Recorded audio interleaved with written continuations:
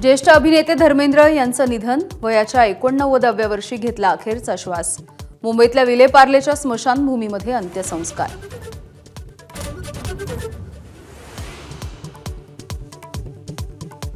आगामी मुंबई महानगरपालिका निवडणुकीमध्ये भाजप 35 वर्षांखालील 40% तरुणांना तिकीट देणार। यूथ कनेक्ट कार्यक्रमामध्ये मुख्यमंत्री फडणवीसांची घोषणा, तरुणांना राजकारणामध्ये येण्याचंही आवाहन।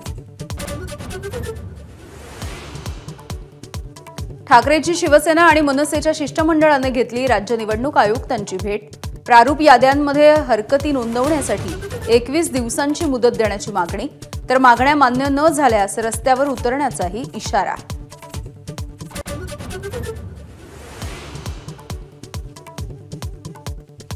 संतोष देशमुख हत्या प्रकरणामध्ये जेलमध्ये असलेल्या वाल्मिक कराडची धनंजय मुंडेंना आठवण, एका व्यक्तीची कमी भासते, जाहीर सभेमध्ये कबुली।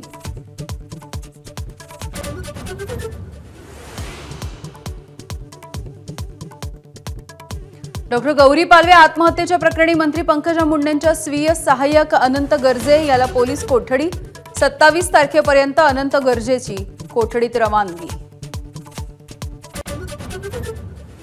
कल्याण शिळ रस्त्यावरती बॅगमध्ये तरुणीचा मृतदेह सापडल्यामुळे खळबळ, तरुणीच्या हत्येचा डायगर पोलिसांकडून तपास सुरू।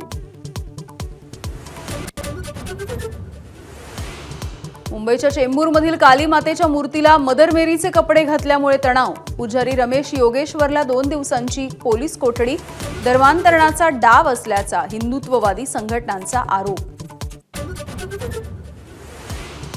अयोध्येमध्ये राम मंदिरावरती ध्वजारोहणाच्या सोहळ्याची जय्यत तयारी, शिखरावर फडकवण्यात येणारा भव्य ध्वज मंदिर परिसरात, संपूर्ण शहराला विद्युत रोषणाई।